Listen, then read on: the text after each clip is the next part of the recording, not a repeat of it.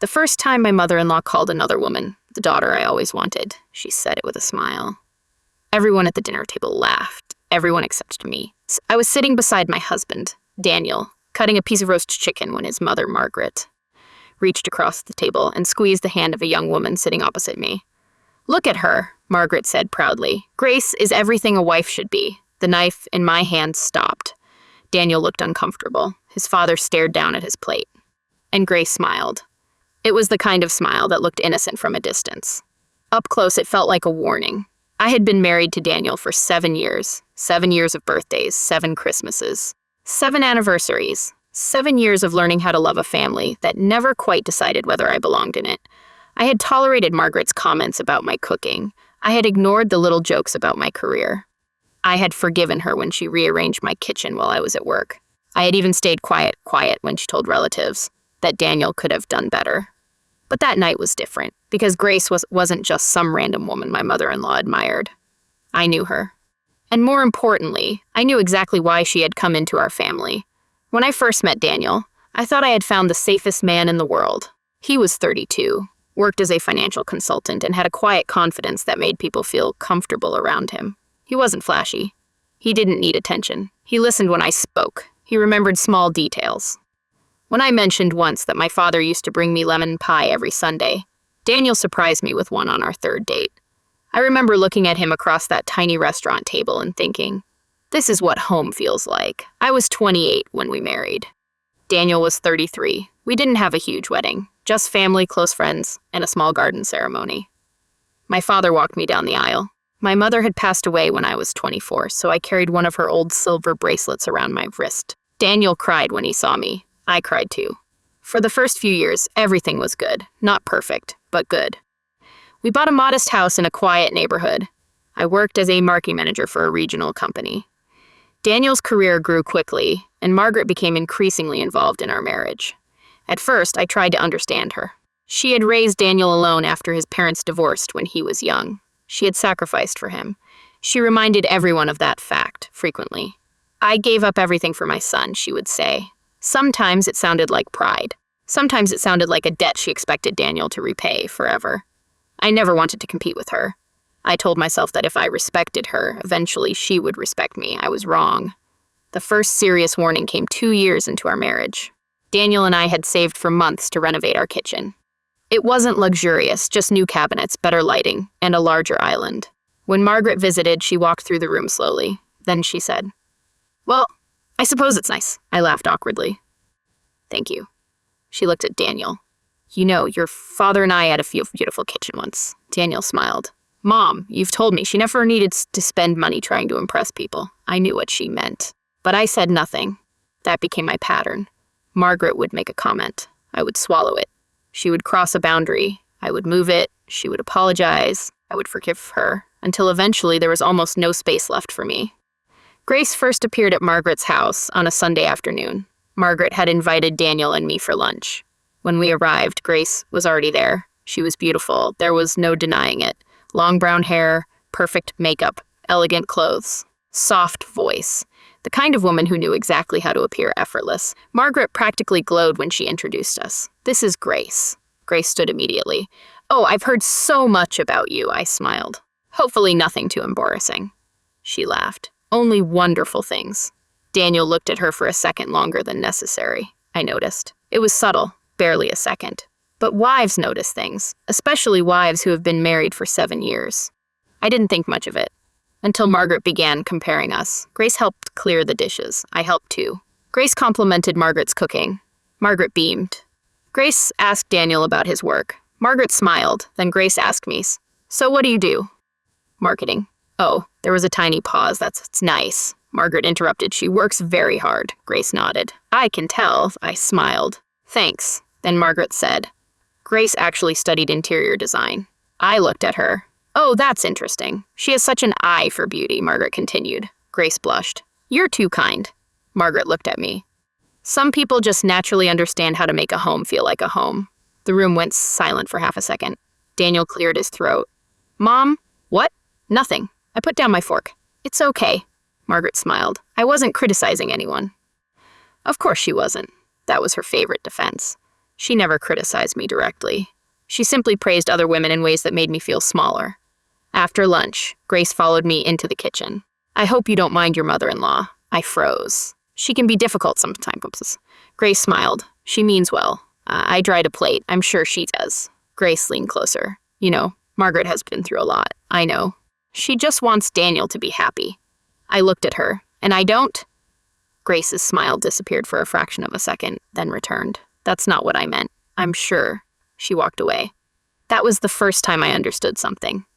Grace wasn't simply trying to impress Margaret. She was testing me. Over the next 2 months, Grace appeared everywhere. Family dinners, Sunday lunches, events, even a neighborhood gathering. Margaret always had a reason. Grace was nearby. Grace needed advice. Grace helped me with something. Grace knows so much about decorating. Grace is such a thoughtful girl. Eventually, I stopped asking why she was there. What bothered me more was Daniel. He didn't flirt with Grace. He never touched her. He never said anything appropriate, but he became quieter when she was around. Sometimes I caught him looking at her. Sometimes I caught her looking at him. And every time, one of them looked away. I didn't accuse anyone. I wanted to trust my husband. One night, I asked him casually, "Do you like Grace?" He looked up from his phone. "What? Grace, she's fine. Mom seems obsessed with her." Daniel sighed. "You know how Mom gets. She keeps comparing us." "And you don't think it's weird?" He put down his phone. "Emily, Grace is just a family friend, okay? That's it." I nodded.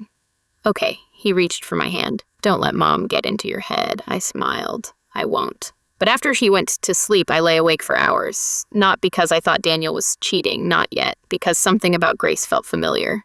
I couldn't explain it. It was the feeling you get when you hear a song you've forgotten, but somehow know every word, too. Then one evening, I remembered where I'd seen her before, and my stomach dropped. I was cleaning out an old cabinet in our bedroom when I found the photograph. It had been tucked behind a stack of receipts, a photograph of Daniel from 8 years earlier, before our wedding. Before I met him. He was standing outside a restaurant with several people. I recognized Margaret.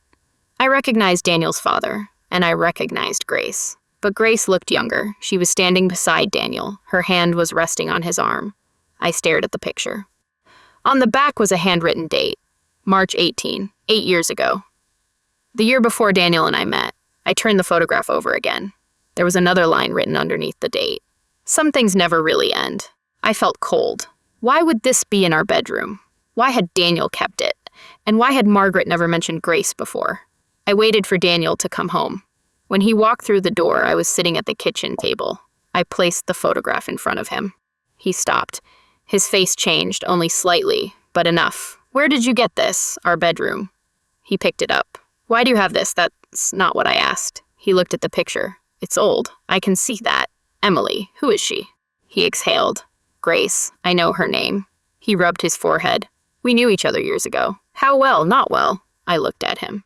"Then why is she standing next to you like that?" "It was a party." "What's written on the back?" He turned the photograph over. His face went pale. "I didn't write that. Then who did?" "I don't know." I stood. "Daniel, did you date her?" He hesitated. That hesitation was my answer. "You did." "It was a long time ago." "How long?" "About a year." My chest tightened. "You dated her for a year?" "Yes." "And you never told me." I didn't think it mattered. I laughed. It wasn't a happy laugh. "You didn't think it mattered that your mother has been bringing your ex-girlfriend into our home?" "I didn't know Mom was doing this." "You didn't know?" "No." "Then why did you look terrified when I showed you the picture?" He said nothing. I waited. "Finally," he whispered. "Because I ended things badly." "What does that mean?" I cheated. The room became completely silent. I stared at my husband. He looked at the floor. "On Grace?" "Yes." "With someone else?" "Yes." "Who?" He didn't answer. And suddenly I knew. Margaret, not Margaret herself, obviously. Someone from her circle. Someone she had approved of. Someone whose identity he was desperate to hide. I whispered. "Who was she?" Daniel looked at me. "I can't tell you." That was the moment something inside me broke. Not because of the affair 8 years ago. Because my husband had just admitted that there was still something he was hiding. The next morning, Margaret called me, "Emily, sweetheart." She rarely called me sweetheart. That immediately made me suspicious. Yes? But I was thinking about having everyone over this weekend. Everyone. Daniel. His father, you. And Grace. I closed my eyes. Why? She has been helping me with something.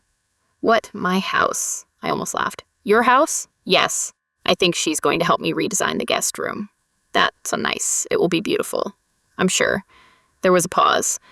Then Margaret said, honestly, Emily, I think you could learn a lot from Grace. I gripped the phone. I'm sure I could. Don't take it personally. I don't. I just think every woman has strengths and weaknesses. What? Nothing, she laughed. Saturday at 6, I agreed. Then I hung up. I sat in my car outside my office for 10 minutes. I didn't know what I was going to do. Part of me wanted to confront Grace. Another part wanted to confront Margaret. But the strongest part wanted answers from Daniel. That night I asked him again, who did you cheat on Grace with? He stared at me. I told you it was a mistake. Who? Emily, please. Was it someone from your family? No, someone your mother knew. He didn't answer. Daniel. He finally looked at me. It was someone who doesn't matter anymore. That isn't an answer. I don't want to hurt you. I felt my eyes burn. You already did. He walked toward me. I stepped back. Don't. He stopped. I had never seen him look so helpless. I love you. Then tell me the truth. He couldn't, and that frightened me more than anything. Saturday night came. Margaret's house looked perfect. Candles, flowers, crystal glasses. A table set like a magazine photograph. Grace arrived wearing a cream-colored dress. Margaret kissed her cheek. My beautiful girl. I watched. Daniel watched too. Then Margaret turned to me. Emily, sit here. She pointed to a chair beside Grace. I sat. Dinner began normally. Then Margaret never started. You know, Grace has been helping me so much, I smiled. That's wonderful. She has such a natural instinct for family. I took a sip of water. Grace smiled modestly. I just like helping. Margaret looked at Daniel. Some women understand how important family is. Daniel and his fork. Mom. What? Can we not? Margaret frowned. I don't understand why everyone is so sensitive. I looked at Grace. She was watching Daniel, not me. Then Margaret said, Grace, tell Emily what you told me. Grace blinked. About what? The future. I felt a chill. Grace looked at me. What I said was... She paused. I think people sometimes stay in marriages because they're afraid of change. I smiled. That's true. Margaret nodded. Exactly, Grace continued. And sometimes people don't realize when something has already ended. Daniel's face went white. I looked at him. Did something end? He said nothing. Margaret smiled. I think we should all be honest with each other. I pushed back my chair. I agree. Everyone looked at me. I stood then. Let's be honest. I looked at Grace. Why are you really here? Grace's smile vanished. Margaret immediately stood. Emily, this is inappropriate. No. I looked at her. What's inappropriate is inviting my husband's ex-girlfriend into your home every week and pretending she's just a family friend. Silence. Grace looked at Daniel. Daniel closed his eyes. Margaret whispered, You knew? Yes. When? Today. Grace stood. I think I should leave, Eve. No. Margaret grabbed her arm. Sit down. Grace looked frightened.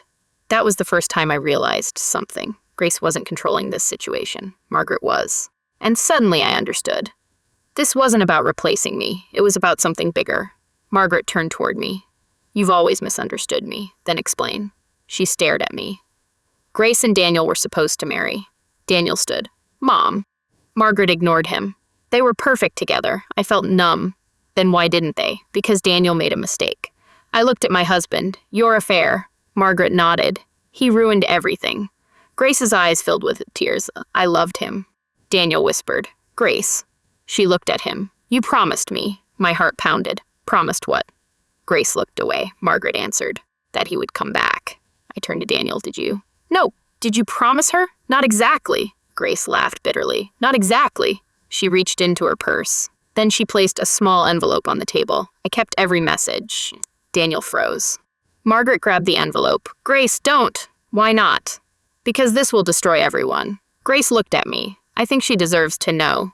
I opened the envelope. Inside were printed emails, messages, letters, photos. The oldest was from 8 years ago. The newest was dated 3 months earlier. 3 months. My hands began shaking. I read the first recent message. I still think about what happened. The second. Emily doesn't know everything. The third. My mother wants you back. I looked at Daniel. What is this? He couldn't speak. I kept reading. Then I found the message that changed everything. If Emily ever finds out what happened the night your father died, she'll leave you. I looked up. What happened the night your father died? Daniel's face collapsed. Margaret started crying, and for the first time in 7 years, I saw fear in her eyes. Real fear. Daniel's father, Robert, had died 6 years earlier. A heart attack. At least, that's what I had been told. I remembered the funeral. I remembered Margaret crying. I remembered Daniel blaming himself for not answering his father's final phone call. I remembered the family saying it was sudden. But apparently, I didn't know the whole story. I looked at What happened? She sat down. Daniel remained standing. I need to tell her, he whispered. Margaret shook her head. No, Mom. No, it's over. She looked at him. If you tell her, everything will fall apart. I stared at them. What did you do? Margaret looked at me. Nothing. Then why are you afraid? She said nothing. Daniel finally spoke. Dad had discovered something.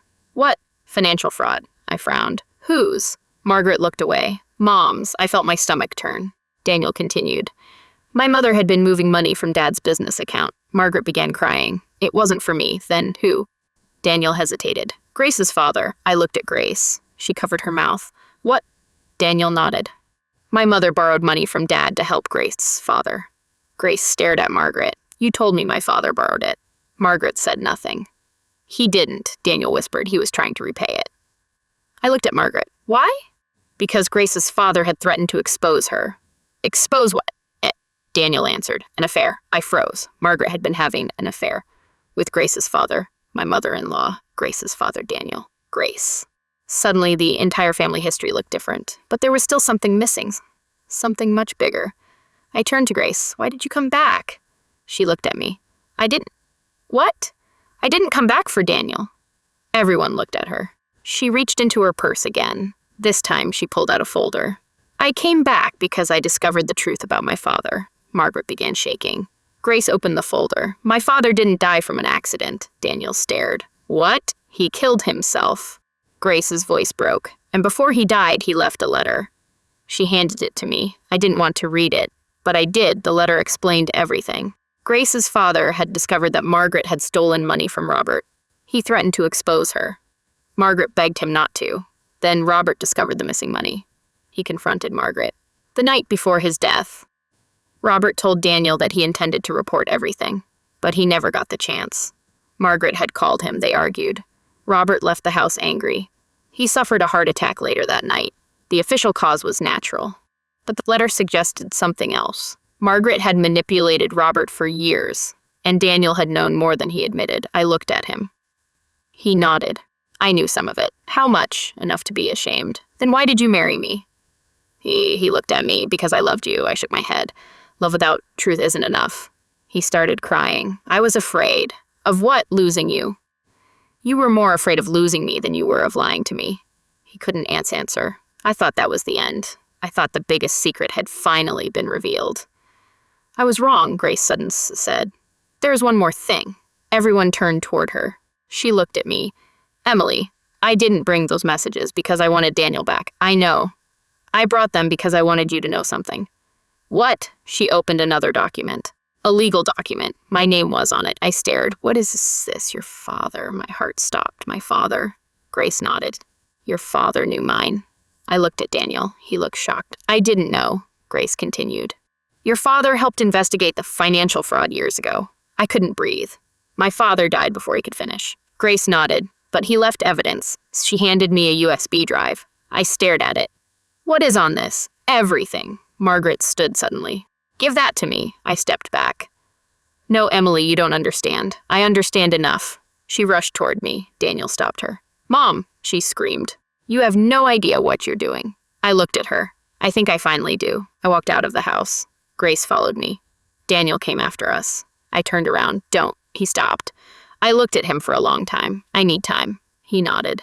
Then I left. That night, I didn't sleep. I opened the USB drive. There were dozens of files, bank records, emails, photographs, audio recordings, and one video my father appeared on the screen. He looked older than I remembered. Tired. Serious. He looked directly into the camera. If you're watching this, I didn't get the chance to finish what I started. I covered my mouth. My father continued. Emily, if this is you, I am sorry. I began crying. I wanted to protect you from this family. I froze. This family. He knew. He knew about Daniel. He knew about Margaret. He knew about Grace's father. And he had been investigating them before I ever met Daniel. Then he said something that changed everything. Your husband is not the person you think he is. I stopped breathing. My father continued. Daniel tried to stop his mother. My eyes widened. He came to me years ago. Daniel had come to my father. Before our marriage, my father had known him, and my father had apparently agreed to keep the investigation secret. Why? Because Daniel had been helping him gather evidence. My father said, "He loves you, Emily." I cried harder. But love does not erase fear. Then the video ended. I sat in the dark for a long time. I didn't know what hurt more, the lies, or the realization that my father had trusted Daniel enough to protect me.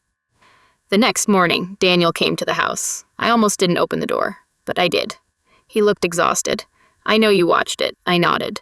"You knew about my father." "Yes, how long since before we married? Why didn't you tell me?" "Your father asked me not to." I laughed bitterly. "Everyone keeps deciding what I'm allowed to know." "I know. You should have told me." "Yes, why didn't you?" He looked at me. "Because I was afraid that if you knew the truth about my family, you'd never marry me." I stared at him. "You were right." He looked devastated. "I know." Silence. Then he said, "There is one thing you don't know." I almost laughed. "Of course there is." He sat down. "Your father didn't just investigate my mother." He paused. "He helped me escape her control." "What?" "Mom wanted me to marry Grace." I stared at him. "She thought Grace's family could help restore the money she lost, and you refused." "Yes." "That was when you cheated." Daniel closed his eyes. "No." He looked at me. "The affair happened because I was trying to prove to my mother that I would not marry Grace." I stared at him. Makes no sense. I was young, stupid, angry. "And you hurt Grace." "Yes." Me, yes. "Then you met me and decided to keep everything secret." "Yes." I shook my head. "You don't get to call that love." "I know." He stood. "I've spent 7 years trying to become someone better than the man I was." I looked at him. "Then why did you let Grace back into our lives?" "I didn't. Your mother did." "Yes, and you didn't stop her." He looked down. "I was trying to protect you." "No." I stepped closer. "You were trying to protect yourself." He didn't argue, and that silence told me everything. 3 days later, Margaret came to my house. I didn't invite her. She simply appeared. She stood at the door holding a small box. "Emily, what do you want?" She held out the box. "This belonged to your mother." My heart stopped. How do you have that?" "Your father gave it to me." I stared. "Why?" "Because he trusted me." I almost laughed. "You don't get to use the word trust." She looked hurt. Then she said, "Your mother knew about everything." I froze. "What? Your mother knew about my affair with Grace's father." I stared at her. "That's impossible." She confronted me. Before she died, I couldn't breathe. Margaret opened the box. Inside was a letter, my mother's handwriting. I recognized it immediately. My hands trembled as I opened it. The letter was addressed to me. But it had never been sent. My mother had written, "Emily, if you ever read this, you need to understand something about forgiveness." I continued reading. She explained that she had discovered the financial fraud. She had confronted Margaret. She had threatened to expose her. But she chose not to because Robert had promised to fix everything. My mother had trusted him. Then she died unexpectedly. And Margaret had kept the letter hidden. I looked at her. "You kept this for 20 years?" She nodded. "Why?" "Because I was afraid." "Of what?" "That the truth would destroy everyone." I held the letter against my chest. "No." I looked directly at her. "The truth doesn't destroy families." She stared at me. "Lies do." The investigation began 2 weeks later. The evidence from the USB drive was enough to reopen several old financial records. Margaret was questioned. Grace's father was already dead. Several accounts were traced. Some money was recovered. Not all, but enough to expose the truth. The family that had spent years pretending everything was perfect finally fractured. Daniel moved out, not because I hated him, because I needed to know who I was without him. Grace disappeared from our lives. She sent me one message. "I'm sorry for the role I played in your pain," I replied. "You didn't destroy my marriage. The lies did." I never heard from her again. Margaret lost most of her friends, not because of the investigation, because everyone finally saw the person behind the perfect family image. And Daniel, he didn't fight the divorce. That surprised me. One evening, he came to the house to collect the last of his belongings. He stood in the doorway. "I still love you." I nodded. "I believe you." His eyes filled with tears. But love isn't the same as trust." He nodded. "I know." I handed him a box. Inside were his old photographs. He looked at them. Then he looked at me. "Do you regret marrying me?" I thought about it. "No." He looked surprised. "Why?" "Because I loved you. And now, I love the woman I became because of what happened." He smiled sadly. "You're stronger." I shook my head. "No." I looked at him. "I finally stopped confusing silence with strength," he cried. "So did I." But neither of us changed our minds. A year later, I moved into a smaller house. It wasn't as beautiful as our old one. The kitchen was tiny, the backyard was uneven, the walls needed paint, but it was mine, completely mine. No mother-in-law rearranging the furniture, no husband hiding messages, no family pretending everything was perfect. For the first time in years, I slept peacefully. I started therapy. I reconnected with friends. I traveled. I learned to cook for one. I learned to enjoy silence, and slowly, I stopped thinking of myself as the woman whose marriage had failed. My marriage didn't fail because I wasn't good enough. It failed because too many people believed that they could protect themselves by lying to me. There is a difference. Months later, I received an envelope. No return address. Inside was a photograph. It was an old photograph of my parents. On the back, my mother had written, "Never stay where you have to become smaller to be loved." I sat at my kitchen table and cried, not because I was sad, because I finally understood. My mother had been trying to teach me something long before I was old enough to hear it. People often ask me what I learned from my marriage. They expect me to say, "Never trust your mother-in-law." That's not what I learned. Not every mother-in-law is cruel. Not every family secret is a weapon. Not every woman who enters your family is your enemy. What I learned is much simpler. Asterisk, pay attention when someone repeatedly makes you question your own worth. Margaret never openly told me I wasn't good enough. She didn't have to. She praised other women in front of me. She compared my choices to theirs, made me feel like an outsider in my own marriage. And because she did it subtly, I kept telling myself I was imagining things. I wasn't. I also learned that betrayal rarely begins with one huge lie. It begins with small ones. A message deleted, a conversation hidden, a truth postponed, an explanation that doesn't quite make sense, a person telling you it's nothing, and you convincing yourself that you should trust them. Trust is important. But trust doesn't mean ignoring your instincts. And forgiveness doesn't mean allowing someone to hurt you again. Most importantly, I learned that revenge isn't always about making someone suffer. Sometimes revenge is simply refusing to remain the persons they tried to make you. Margaret wanted me insecure. She wanted me to compete with Grace. She wanted me to believe I wasn't enough for Daniel. Instead, I walked away. I rebuilt my life. And I stopped asking people to choose me. Because if I had finally chosen myself, and that was the one thing none of them could take from me. Asterisk, if you're watching this and you've ever felt like the unwanted woman in your own family, remember this. You don't have to earn your place at a table where people keep making you prove that you belong. Sometimes the strongest thing you can do isn't fight, it isn't scream, it isn't expose everyone. Sometimes you simply stand up, you tell the truth, and you walk away. Because eventually the truth always finds its way into the light, and when it does, you might discover that losing the family you thought you needed was actually how you found yourself. Asterisk, lesson learned. Never sacrifice your self-respect just to keep a family together. A family built on lies may look perfect from the outside, but peace begins the moment you stop protecting the people who keep hurting you.